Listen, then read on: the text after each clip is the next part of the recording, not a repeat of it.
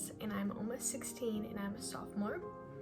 About 6 months ago, my dad passed away, and I'm going to tell you the story leading up to it.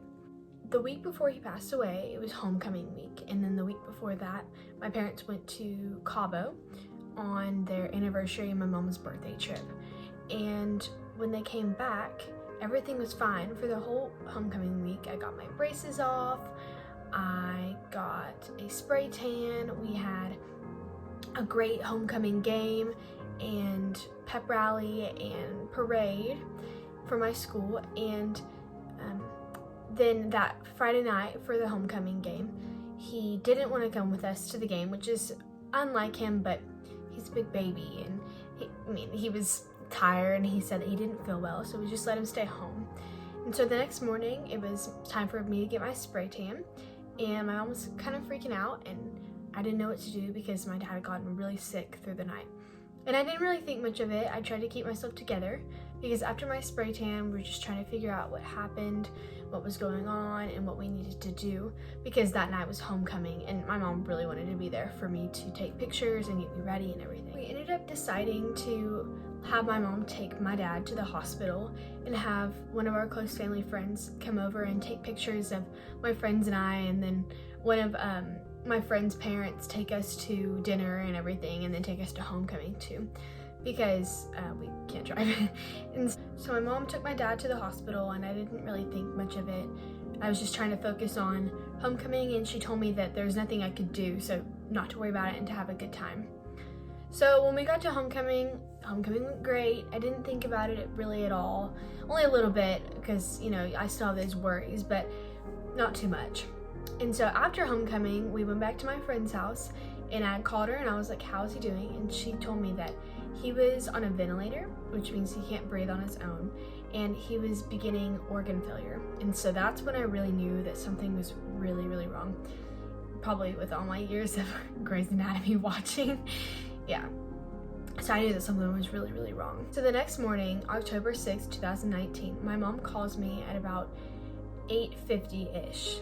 And I had missed a call from her at like 8:30-ish that morning, but I'm a really late sleeper, so I just declined it, thinking it's a fever dream or something. And so I answered the call, and she's hysterical, and she's telling me, tell him I love you, tell him goodbye, tell him to hold on. And I was like so confused, and my best friend was sitting right next to me, still asleep. And I was like, I love you, Daddy, hang on for me, I'll be there in a minute, not really thinking too much of it. But after I got off the phone call, I was crying. Like I was really crying, and I was really upset because I didn't understand. And so my friend woke up, her name's Kinsey, and Kinsey woke up, and she was like, what's the matter? And I told her what was up. And so eventually she had to leave because she had a soccer game that morning. And so the same mom that took our homecoming pictures picked me and my sister up, and she took us to the hospital. And I was just thinking that we were just gonna say hi and everything. I thought about the phone call, but it didn't really cross my mind any more than just an I love you phone call. And we walked up the stairs in the elevator in the hallway, holding hands and everything, and my mom told us that we needed to be really strong, so I knew that he was probably in critical condition. So there's a waiting room, and then there's like I think it's the ICU, and it's the more of the closed off rooms. And so she takes us in there, she grabs our hands, and she tells us that he died peacefully that morning, right after our phone call. And I thought that was really cool how he held on, because you see in the movies how certain people wait for certain phone calls, or certain people to enter their room or say something to them before they let go. So I thought it's pretty heartwarming, because I'm very much of a daddy's girl. So I can't really remember exactly how I reacted right after that, but I know that my sister and my mom and I walked into his room, and I didn't want to go in there yet. I was just too shocked,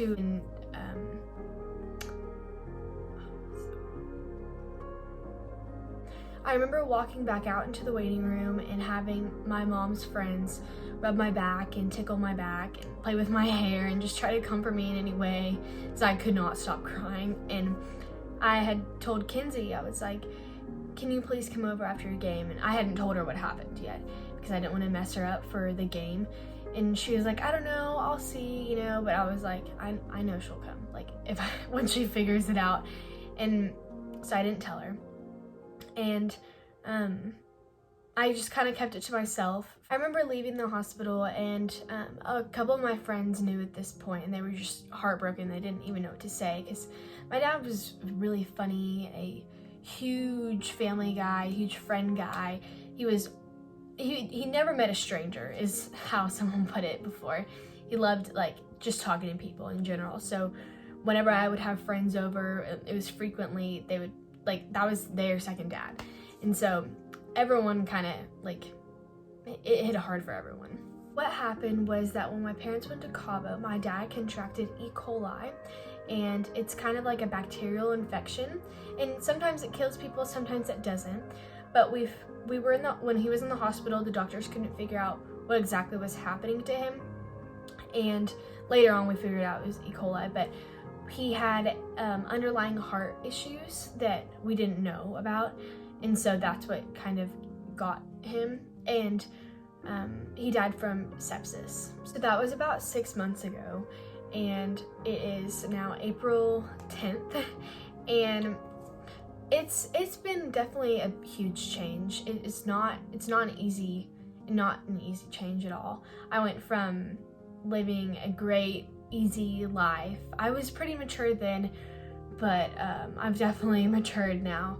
I don't feel like, right now I'm 15, but I don't feel like I'm 15. I feel more like I'm 20 or like 23, like mentally. Obviously, I look like I'm 4, but that's okay. Yeah, I don't feel like I'm like a child anymore, or I do feel like I'm a teen, but not as little as I did before. And my life changed so fast, blink of an eye. So the reason I'm starting all of this is not just to get my story out there. I do want to get my story out there, and I just want to help people. It's the bottom line. I want to be able to tell people my story. I just want people to have something to relate to, and especially teenagers or children my age, to know that they're not alone, and that there are other people like us out there with single mom or dads with a dead mom or dad. And it's really harsh to hear. It really is, but it's the truth, and it's our reality, and it's okay to know that it's our reality. And I just want people to understand grief more and to be more open about it. Grief is very stigmatized, and I don't understand why. Every single person goes through this, and whether it's you or someone you know, there's always someone going through it. Always. My point is that since it's so stigmatized, people don't know how to react. It's very uncomfortable for them. They think that they're making the situation awkward. They don't know if they're going to offend the person. There's all sorts of things, and I believe that should be cleared up, and that people should understand and be running towards grief and helping people instead of running away from it because they just don't know. When I was at school, since we're off for our coronacation, I was talking to my counselor, Ms. Hawk, more about I wanted to start a platform and to build myself up and to eventually one day be able to talk to this part of the student body about grief and how to help people deal with grief, or how to help yourself deal with grief, because it's a very complicated thing. It doesn't have rules. It doesn't have a definition in the dictionary. I mean, grief does, but the things that come along with it don't. And it's very complex. Since we're out of school and I don't have the access to students as I would in school, I thought it would be a better idea to start a YouTube channel and just know that you're not alone, and to help people my age or even older, younger, whatever. In my YouTube channel, my hopes for it is to create videos talking about grief, but different topics of grief, like how to help other people deal with grief, and how to help yourself. And I have some more topics to talk about too, but I just overall want to help.